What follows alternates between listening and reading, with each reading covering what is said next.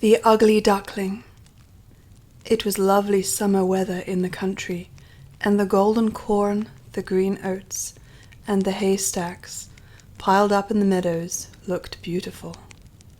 The stork, walking about on his long red legs, chattered in the Egyptian language, which he had learned from his mother.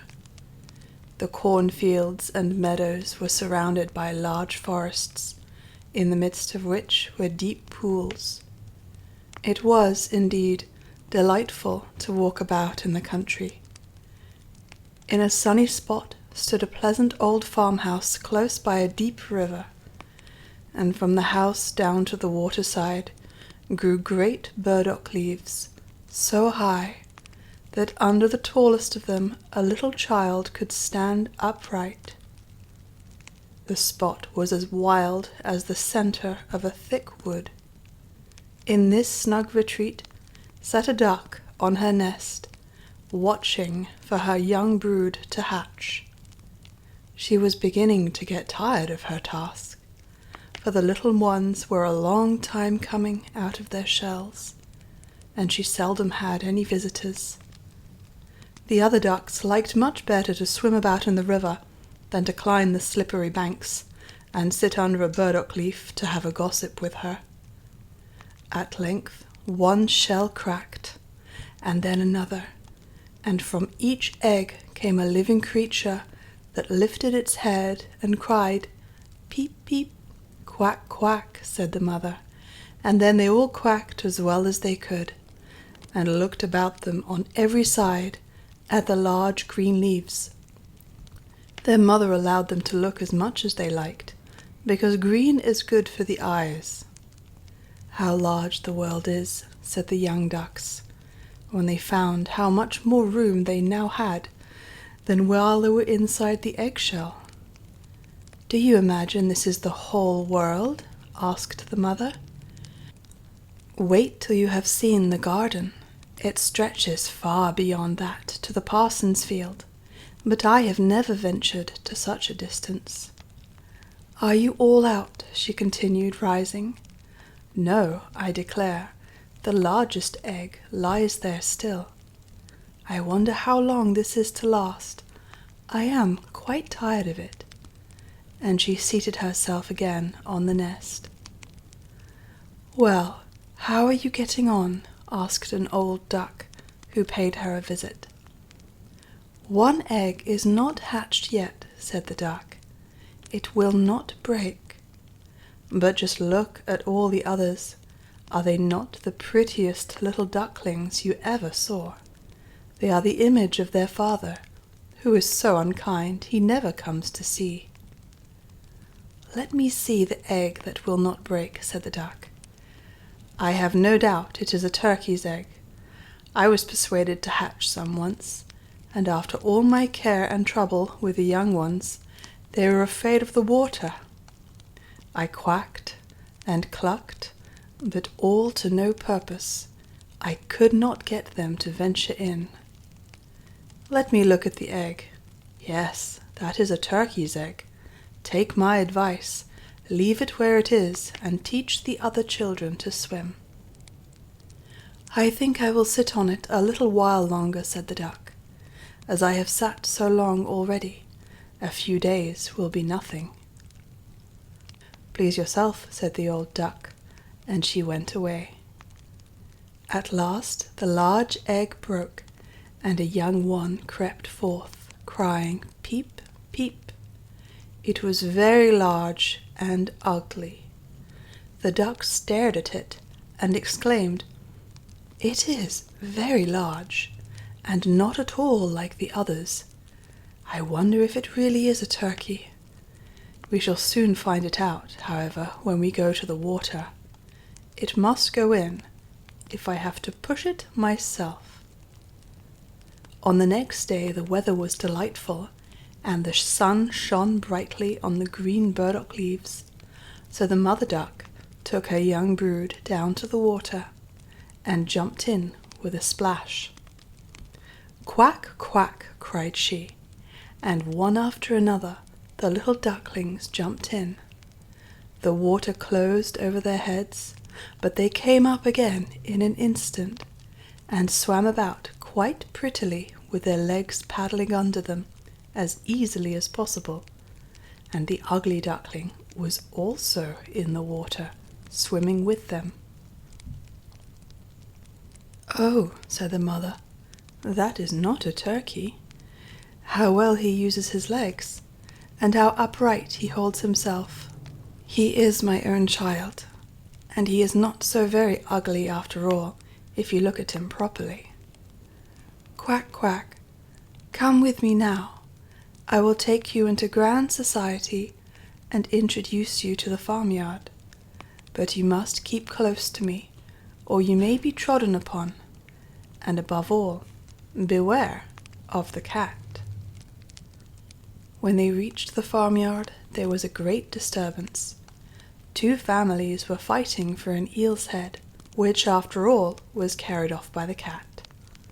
"See, children, that is the way of the world," said the mother duck, wetting her beak, for she would have liked the eel's head herself.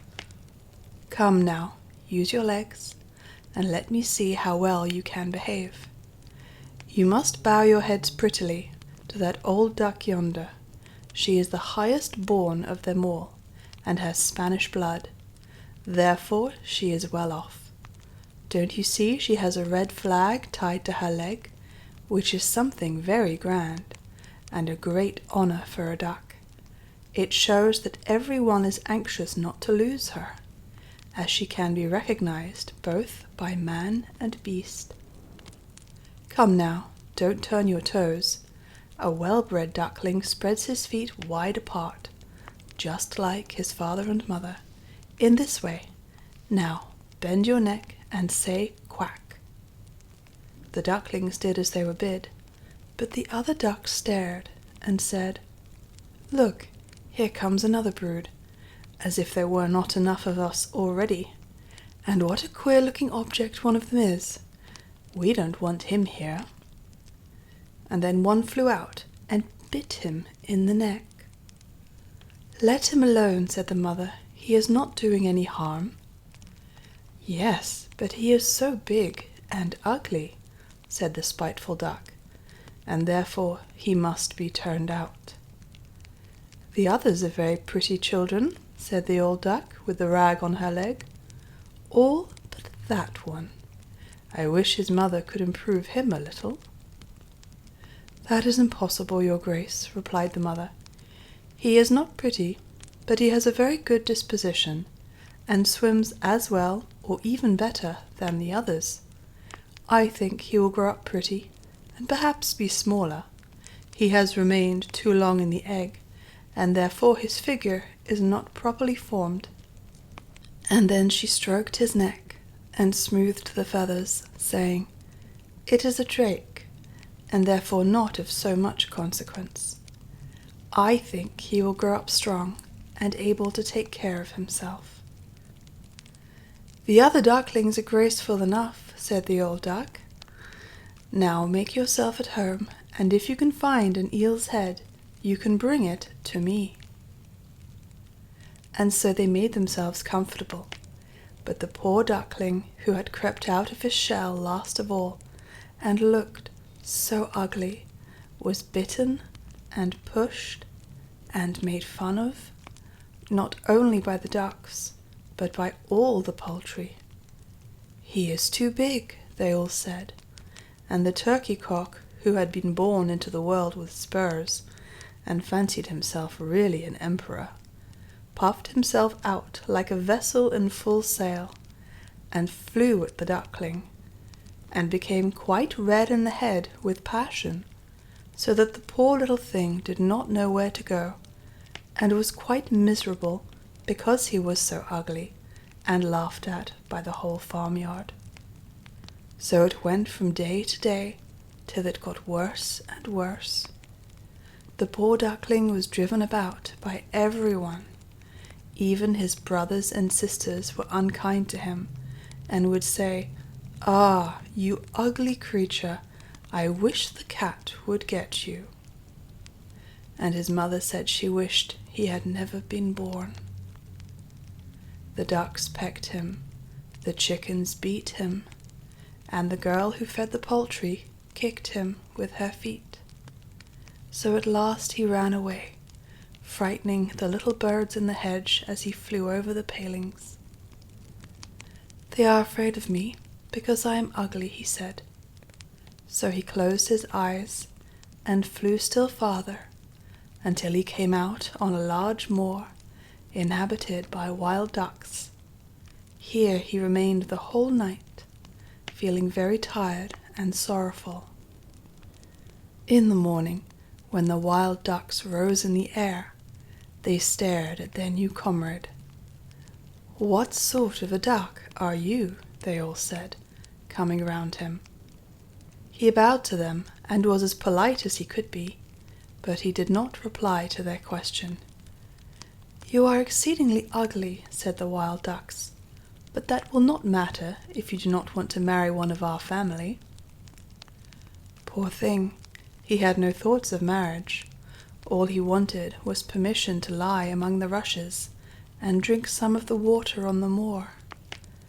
After he had been on the moor 2 days, there came 2 wild geese, or rather goslings, for they had not been out of the egg long, and were very saucy. "Listen, friend," said one of them to the duckling, "you are so ugly that we like you very well. Will you go with us and become a bird of passage? Not far from here is another moor, in which there are some pretty wild geese, all unmarried. It is a chance for you to get a wife. You may be lucky, ugly as you are." Pop, pop sounded in the air, and the 2 wild geese fell dead among the rushes, and the water was tinged with blood. Pop, pop echoed far and wide in the distance, and whole flocks of wild geese rose up from the rushes. The sound continued from every direction, for the sportsmen surrounded the moor, and some were even seated on branches of trees overlooking the rushes. The blue smoke from the guns rose like clouds over the dark trees, and as it floated away across the water, a number of sporting dogs bounded in among the rushes, which bent beneath them wherever they went. How they terrified the poor duckling! He turned away his head to hide it under his wing, and at the same moment a large, terrible dog passed quite near him. His jaws were open, his tongue hung from his mouth, and his eyes glared fearfully. He thrust his nose close to the duckling, showing his sharp teeth, and then, splash, splash, he went into the water without touching him. "Oh," sighed the duckling, "how thankful I am for being so ugly, even a dog will not bite me." And so he lay quite still, while the shot rattled through the rushes, and gun after gun was fired over him. It was late in the day before all became quiet, but even then the poor young thing did not dare to move. He waited quietly for several hours, and then, after looking carefully around him, hastened away from the moor as fast as he could. He ran over field and meadow till a storm arose, and he could hardly struggle against it. Towards evening he reached a poor little cottage that seemed ready to fall, and only remained standing because it could not decide on which side to fall first. The storm continued, so violent that the duckling could go no farther. He sat down by the cottage, and then he noticed that the door was not quite closed, in consequence of one of the hinges having given way. There was therefore a narrow opening near the bottom, large enough for him to slip through, which he did very quietly, and got a shelter for the night. A woman, a tomcat, and a hen lived in this cottage. The tomcat, whom the mistress called "my little son," was a great favourite. He could raise his back and purr, and could even throw out sparks from his fur if it was stroked the wrong way. The hen had very short legs, so she was called Chickie Shortlegs. She laid good eggs, and her mistress loved her as if she had been her own child. In the morning the strange visitor was discovered, and the tomcat began to purr, and the hen to cluck. "What is this noise about?" said the old woman, looking round the room, but her sight was not very good. Therefore, when she saw the duckling, she thought it must be a fat duck that had strayed from home. "Oh, what a prize!" she exclaimed. "I hope it is not a drake, for then I shall have some duck's eggs. I must wait and see." So the duckling was allowed to remain on trial for 3 weeks, but there were no eggs. Now the tomcat was the master of the house, and the hen was mistress, and they always said, "we and the world," for they believed themselves to be half the world, and the better half too. The duckling thought the others might hold a different opinion on the subject, but the hen would not listen to such doubts. "Can you lay eggs?" she asked. "No." "Then have the goodness to hold your tongue." "Can you raise your back, or purr, or throw out sparks?" said the tomcat. "No." "Then you have no right to express an opinion when sensible people are speaking." So the duckling sat in a corner, feeling very low-spirited, till the sunshine and the fresh air came into the room through the open door, and then he began to feel such a great longing for a swim on the water that he could not help telling the hen. "What an absurd idea," said the hen. "You have nothing else to do, therefore you have foolish fancies.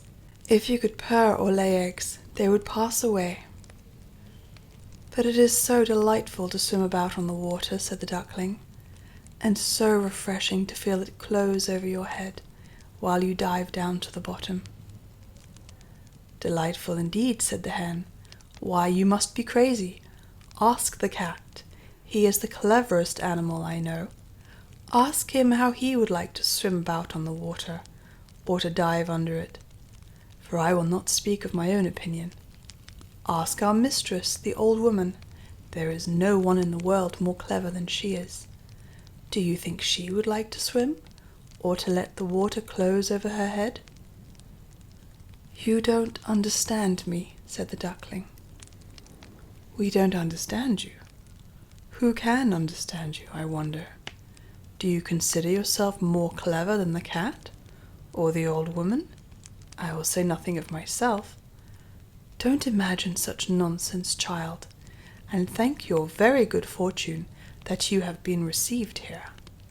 Are you not in a warm room, and in society from which you may learn something? But you are a chatterer, and your company is not very agreeable. Believe me, I speak only for your own good. I may tell you unpleasant truths, but that is a proof of my friendship. I advise you, therefore, to lay eggs, and learn to purr as quickly as possible." "I believe I must go out into the world again," said the duckling. "Yes, do," said the hen.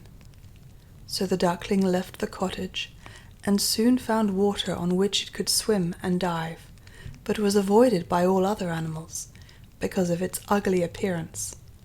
Autumn came, and the leaves in the forest turned to orange and gold. Then, as winter approached, the wind caught them as they fell and whirled them in the cold air. The clouds, heavy with hail and snowflakes, hung low in the sky, and the raven stood on the ferns crying croak, croak. It made one shiver with cold to look at him. All this was very sad for the poor little duckling. One evening, just as the sun set amid radiant clouds, there came a large flock of beautiful birds out of the bushes. The duckling had never seen any like them before. They were swans, and they curved their graceful necks, while their soft plumage shone with dazzling whiteness. They uttered a singular cry as they spread their glorious wings and flew away from those cold regions to warmer countries across the sea. As they mounted higher and higher in the air, the ugly little duckling felt quite a strange sensation as he watched them. He whirled himself in the water like a wheel, stretched out his neck towards them, and uttered a cry so strange that it frightened himself. Could he ever forget those beautiful, happy birds? And when at last they were out of his sight, he dived under the water and rose again, almost beside himself with excitement. He knew not the names of these birds, nor where they had flown, but he felt towards them as he had never felt for any other bird in the world. He was not envious of these beautiful creatures, but wished to be as lovely as they. Poor ugly creature, how gladly he would have lived, even with the ducks, had they only given him encouragement. The winter grew colder and colder. He was obliged to swim about in the water to keep it from freezing, but every night the space on which he swam became smaller and smaller. At length it froze so hard that the ice in the water crackled as he moved, and the duckling had to paddle with his legs as well as he could to keep the space from closing up. He became exhausted at last and lay still and helpless, frozen fast in the ice. Early in the morning, a peasant who was passing by saw what had happened. He broke the ice in pieces with his wooden shoe and carried the duckling home to his wife. The warmth revived the poor little creature, but when the children wanted to play with him, the duckling thought they would do him some harm, so he started up in terror, fluttered into the milk pan, and splashed the milk about the room. Then the woman clapped her hands, which frightened him still more. He flew first into the butter cask, then into the meal tub, and out again. What a condition he was in! The woman screamed and struck at him with the tongs. The children laughed and screamed and tumbled over each other in their efforts to catch him, but luckily he escaped. The door stood open. The poor creature could just manage to slip out among the bushes and lie down quite exhausted in the newly fallen snow. It would be very sad were I to relate all the misery and privations which the poor little duckling endured during the hard winter. But when it had passed, he found himself lying one morning in a moor, amongst the rushes. He felt the warm sun shining, and heard the larks singing, and saw that all around was beautiful spring. Then the young bird felt that his wings were strong as he flapped them against his sides and rose high into the air. They bore him onwards until he found himself in a large garden, before he well knew how it had happened.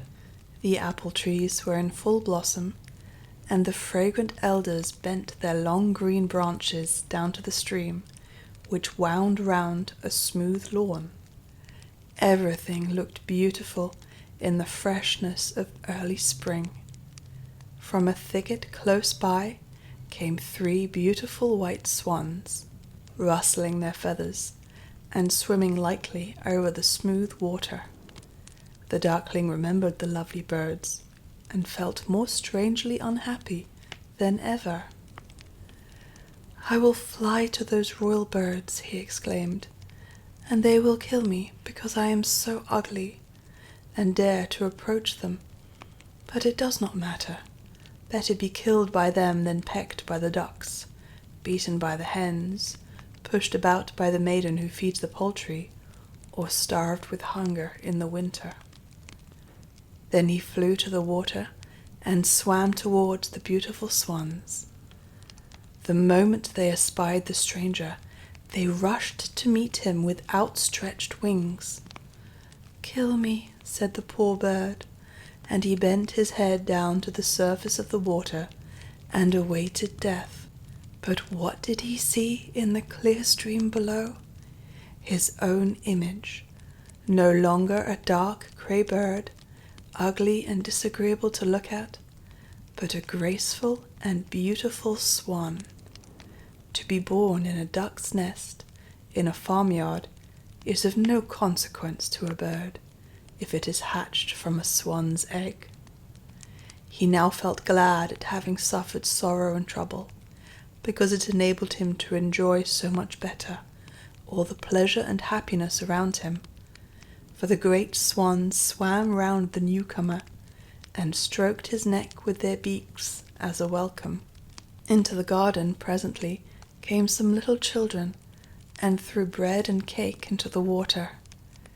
"See," cried the youngest, "there is a new one," and the rest were delighted and ran to their father and mother, dancing and clapping their hands and shouting joyously, "There is another swan come, a new one has arrived."